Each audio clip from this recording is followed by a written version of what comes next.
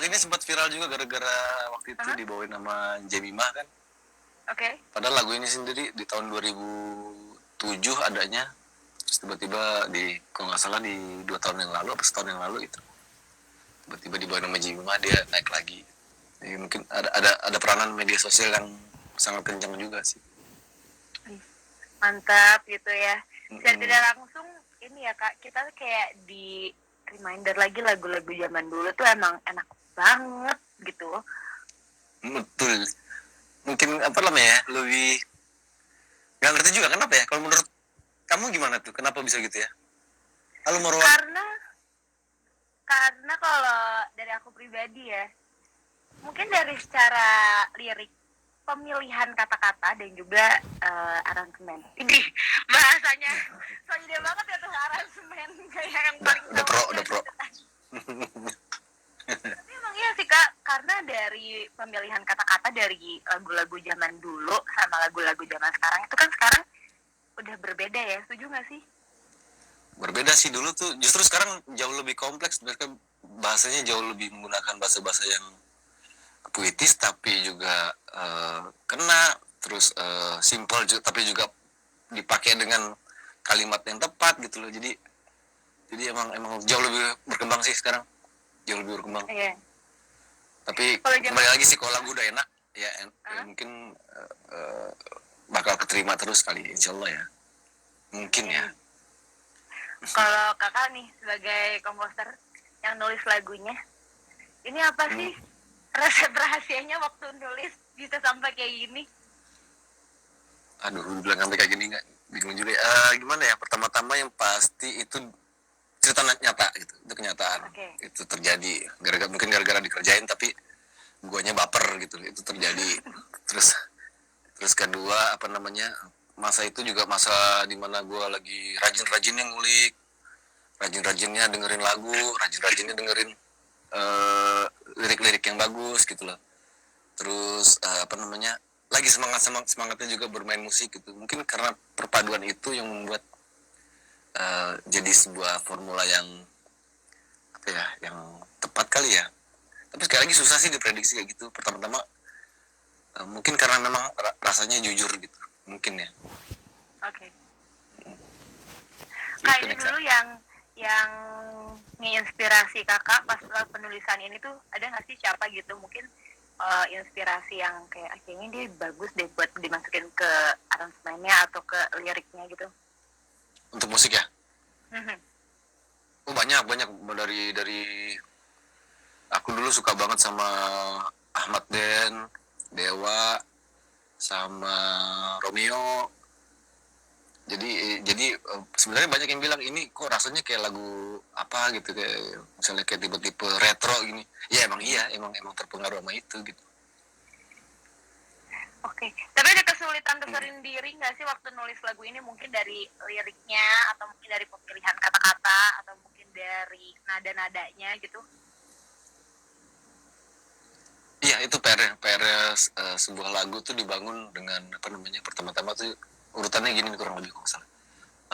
Bikin nadanya dulu, nadanya songnya dulu nih, songnya udah jadi, terus baru diselipin dengan liriknya yang cocok, yang sesuai.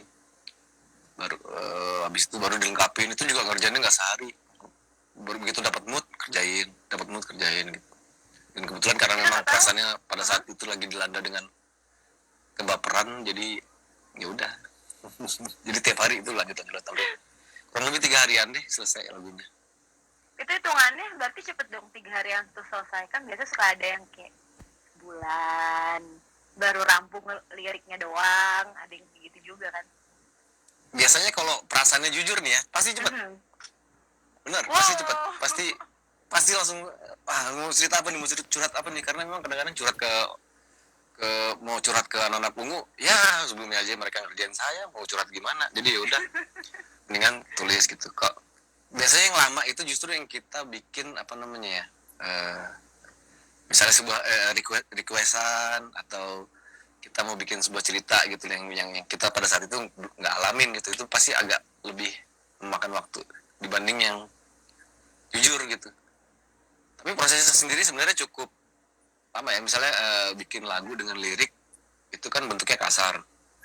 Lalu begitu masuk ke studio itu beda lagi ceritanya.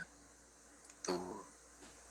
Oke. Tapi ini ada nggak sih lirik yang diubah dari versi originalnya? Biasa kan kadang suka ada yang bagusnya kayak gini loh pas setelah rekaman sekali, atau ada yang diubah, ada yang gimana, atau ya udah itu tuh udah original banget aja gitu.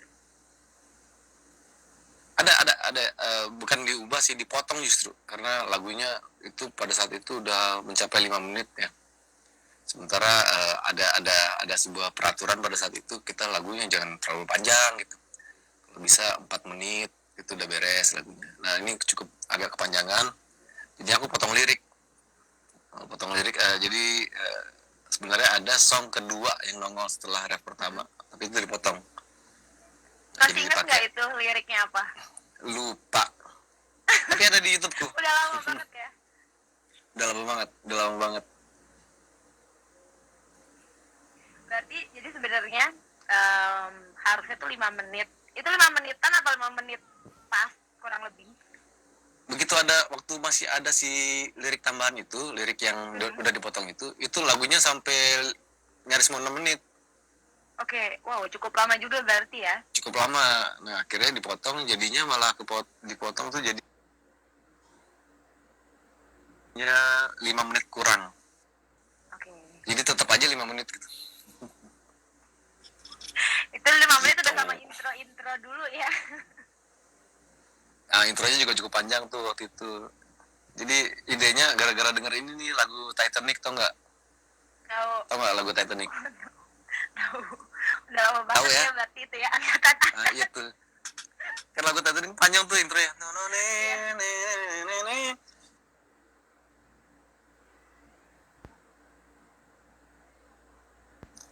Nah, aku pengen lah bikin lagu kayak gitu.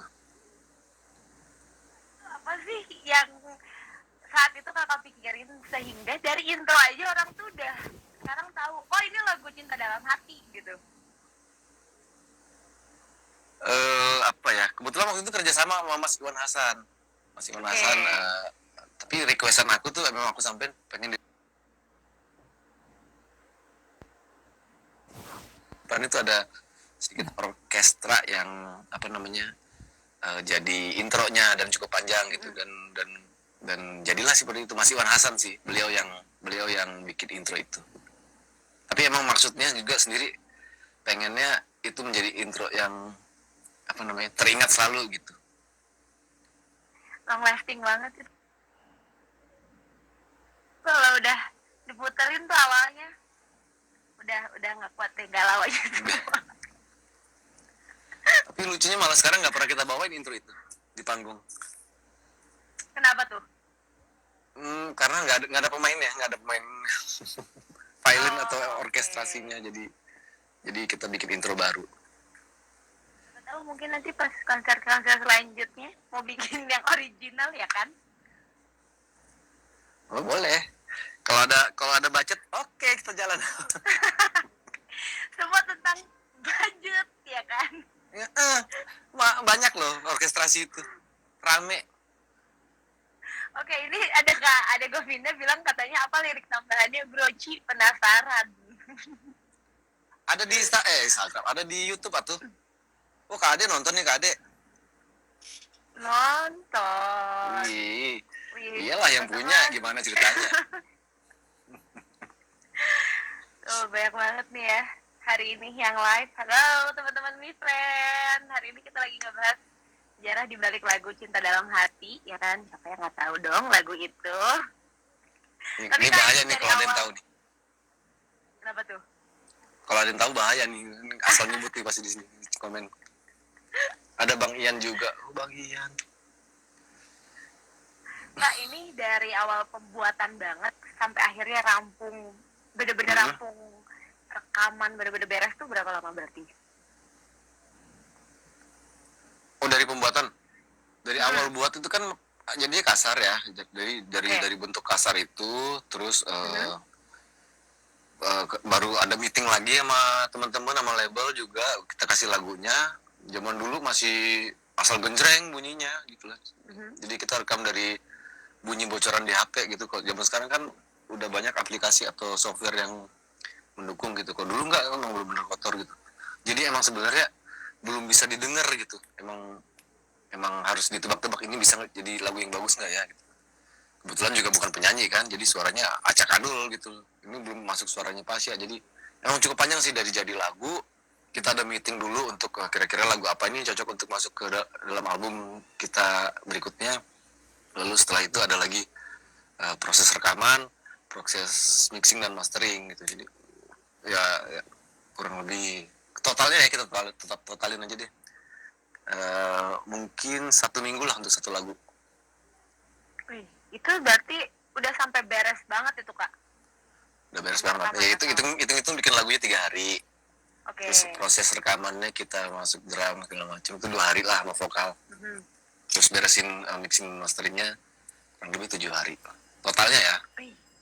Tapi kalau jangka waktunya dari lagu itu jadi sampai lagu itu terbit gitu rilis itu panjang, 6 bulanan kurang lebih. Berarti banyak proses-proses juga yang ada ya berarti ya? Iya benar. Ini ada nggak sih Kak satu kejadian di dalam proses pembuatan lagu yang kayak cuman Kakak sama anak-anak band dong yang tahu gitu? Pengen dong di spill apa nih, ada fakta-fakta unik apa pas di proses itu? Pokoknya gini, pada zaman itu kalau misalnya teman-teman ungu ini bilang enggak, itu bukan mereka yang penulis lagu ya bilang itu bukan kisah gue, itu kisahnya dia tuh, itu hasil curhatan orang, itu bohong. Itu ada cerita di balik itu pasti gitu. Ini loh yang hari ini lagi kita ngobrol-ngobrol, ini loh ceritanya Kak Onci loh ya. Oke, Kak, tapi itu ada pasti ada cerita di belakang itu. Oke. Ada kesulitan nggak rekaman zaman dulu sama rekaman di zaman sekarang?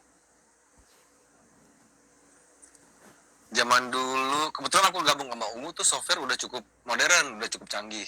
Sebelumnya lagi pada zaman Funky Kopral, kan sebelumnya sempat gabung sama Funky Kopral. Nah itu masih sempat ngalamin yang namanya rekaman pakai pita, alias pita. Pita itu emang harus benar-benar dijaga, itu nggak boleh kena panas, harus di tempat yang sesuai temperaturnya, terus tracknya terbatas, jadi emang kita nggak bisa emang dijatahin tracknya untuk ngisi gitar misalnya cuma 2 gitu, cuma 2 kali, sisanya track karena kesulitannya pada saat itu kali ya, karena memang terbatas. Terus yang kedua, kalau zaman gabung sama Ungu justru jauh lebih mudah. Karena tag zaman sekarang kan lebih simpel ya, misalnya kita salah di tengah-tengah kita nggak perlu ulang dari awal gitu, lebih bisa main di tengah-tengah. Justru kesulitannya bukan dibilang kesulitan sih, malah anugerah yang ngerasa lebih mudah sekarang. Betul. Mudah. Tapi ada rencana nggak sih Kak untuk kayak nge-produce lagu lagi, tapi tuh dengan dengan cara-cara zaman dulu waktu sebelum semodern sekarang gitu? Ngapain repot ini kan sekarang aja gampang ya. Nggak mau repot, nyarinya aja susah, kitanya nyari di mana. Nah gitu loh, nggak ngerti dari apanya, mungkin dari karena mereka proses aransemennya kah, atau mungkin dari pemilihan kata-kata untuk liriknya gitu. Tapi itu beda banget, karena aku merasa di tengah-tengah ya, kayak zaman sekarang ngedengerin, zaman dulu juga ngedengerin gitu. Setuju gak sih teman-teman Mifran yang ada di sini, bahwa kan zaman dulu tuh lagunya kayak lebih nyentuh, tapi bukan berarti sekarang gitu ya? nyentuh ya gitu. Ya mungkin ini pandangan selera kali ya, mungkin karena memang kita berada di titik kita di mana dekat ke era dulu, dekat juga ke era sekarang, jadi ya ada mungkin lebih ngebela diri kali ya. Enggak lah, lagu sekarang juga bagus-bagus, liriknya juga lebih malah banyak belajar sama lirik sekarang. mereka kok bisa bikin dari gini dan kok bisa sih menemukan kisah kayak gitu gitu. Kalau era dulu ya bagus juga, lengkap juga, ya sama-sama bagus lah, sama-sama lah. Anissa setuju ini ya kan. setuju semua nih. Nyanyiin dong lagu Cidaha sambil main gitar. Gimana kalau kita dengerin ya versi original yang nulis lagunya? Mak, bagaimana ceritanya? Disuruh nyanyi nih. Boleh nggak? Adis, Please. Requestan netizen. Ini tapi closing ya. Tapi tak dulu, jangan dulu closing, sebentar sedikit lagi. Ya, tempat nyanyi closing aja berarti. Oke, nyanyinya pas closing ya. Oke. Kak, tapi dari seluruh lirik yang ada nih di dalam lagu Cinta Dalam Hati, itu yang paling ngena tuh yang mana sih? Ini kali ya, mengagumi tanpa dicintai. Aduh. Lirik itu dalam kali ya. Baper ya. Mungkin ini memang jalan takdirku, mengagumi tanpa dicintai. Itu harga banget dari hati, Kak. Iya, udah jujur tadi. Iya. Kayak Pancing terus. oh, bisa ya seorang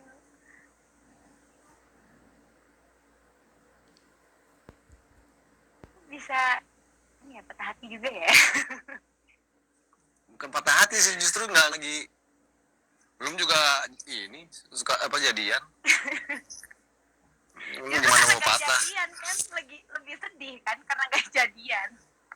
Sedihnya gara-gara teman-teman aja tuh pada ngerjain sialan. Kalau nggak digituin kan, ini... tapi ya. Gimana Kak, maaf? Ya, tapi kurang lebih mungkin gara-gara cerita itu jadinya berkah juga ya. Jadi long lasting ya lagunya sampai sekarang ya. Insyaallah lah, amin.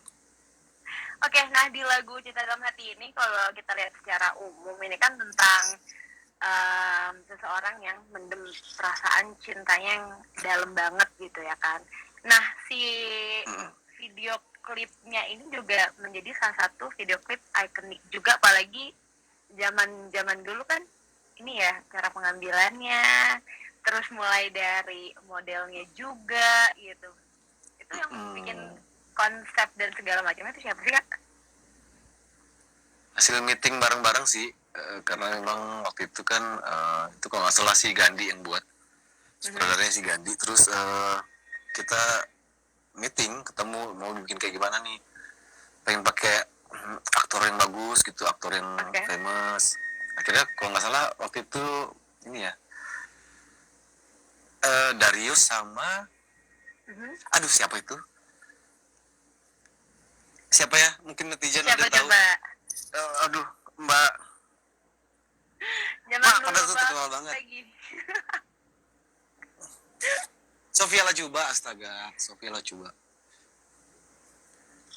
yang sering pada nonton sering terus, tahu nih. Ya udah, itu udah dijawab tuh. Sofia Lajuba, beliau bantu juga pembuatan video klipnya. Terus jadi itu apa namanya, berkorban banget tuh Teteh Sofia waktu itu karena harus di dalam sebuah akuarium, jadi basah-basah terus selama masa syuting. Gue rasa habis itu dia masuk angin tuh. Kan nggak lah ya, memang udah kuat ya lama kan proses syuting itu dari pagi sampai malam soalnya syutingnya, dan adegannya nyaris di dalam akuarium terus ya. Tapi itu konsepnya keren banget sih Kak, apalagi zaman dulu kan beda ya, mulai dari stylingnya juga gitu kan. Beda deh, kameranya aja gede-gede banget zaman dulu. Sekarang mah pakai kamera kecil-kecil gini juga oke lah. Zaman dulu gede-gede. Itu ada kesulitan nggak sih Kak waktu pas lagi bikin video klipnya? Kesulitan enggak sih, karena emang kita udah briefing lebih awal ya, paling paling apa namanya, karena standby-nya harus pagi-pagi, jadi kesulitan kita adalah standby di pagi-pagi itu bangunnya, anak kebo semua. Jadi ada yang telat, ada kalau udah telat ya nunggu yang telat, nggak bisa lebih dulu gitu loh. Jadi karena emang harus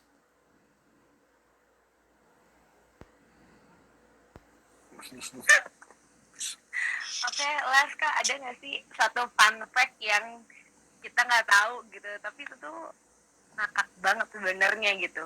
Entah mungkin dari si video klipnya sendiri, prosesnya, atau mungkin dari penulisannya lagu, dari penulisan lagunya gitu.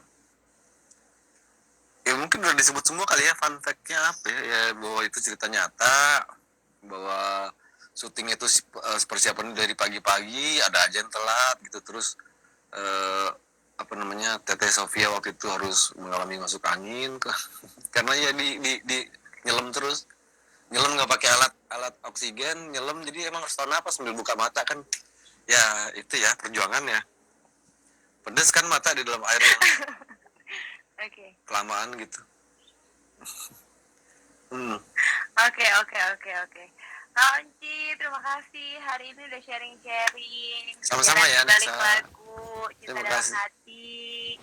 Jangan bosan-bosan ya sama musik Indonesia ya. Tiap, makasih banyak buat musik Indonesia ID. Neksa juga. Ade, thank you. Sukses Kak, selalu. tapi aku mau nagih hutang nih. Aku dan netizen mau nagih hutang. Kita nggak lupa. Aduh, dia ingat aja lagi. Utang. Kan Aduh, mau ditaruh gawat. di closing. Yaudah, ambil gitar dulu bentar.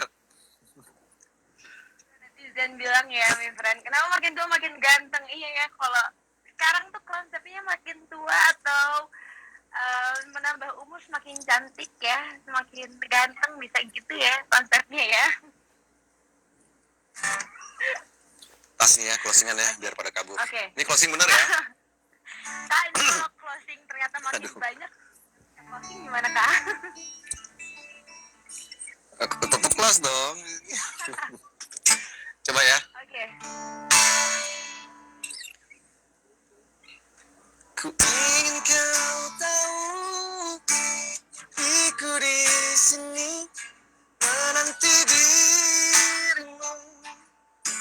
Meski ku tunggu hingga ujung waktuku dan berharap masa ini kan abadi untuk selamanya.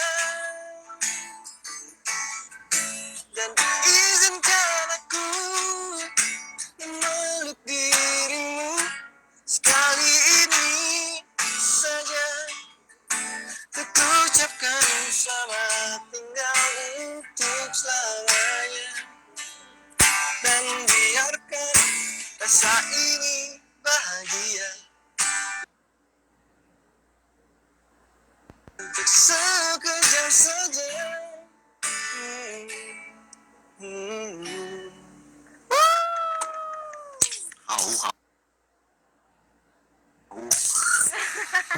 Aku Oh, dimarahin. nyanyinya udah mau mati rasanya. Aku dimarahin dong, Firren. Kalau aku nih tuh, pada kasih emot tuh. Katanya minta satu lagu aja, katanya nggak jadi itunya doang, rapnya. Satu lagu aja lah, jangan. Aku tuh gitaris Neksa, beneran deh. Bukan Siapa penyanyi. tahu mau merambah ya kan. Oke, kawan Ci, terima kasih banyak hari ini udah sharing. Nggak senekat itu. Sama-sama. Sama-sama Jangan Neksa, bosan-bosan musik juga ya. Indonesia. Terima kasih banyak. Kita akan terus Iya dong. di Indonesia. Oke, thank you so much. Thank you juga yang udah hadir nih. Keren juga ya, yang hari ini sudah join di malam-malam ini. Lumayan kan? Daripada gabut, mending dipantengin terus ya musik Indonesianya. Sekali lagi terima kasih banyak. Next siapa next? Kawanci. Nextnya Makasih, nanti sama-sama. ada salah satu musisi juga, dia penulis lagu juga ya teman-teman ya. Lagi apa namanya? Lagi naik-naiknya juga. Nah, kalau penasaran nanti kita akan spill juga di hari Jumat ya, teman-teman ya. Mantap, kayaknya gue tahu nih orangnya. Mantap. Mantep ya kan, apalagi kalau cewek-cewek muda ya, demen banget nih emang kayak gini-gini. Oke, thank you so Oke. much Onci. See you. Sama-sama, Nexa. Sukses terus ya. Sehat selalu, makasih banyak ya. Sukses selalu. Bye. Dadah semuanya. Assalamualaikum. Teman-teman Mizan, terima kasih banyak sudah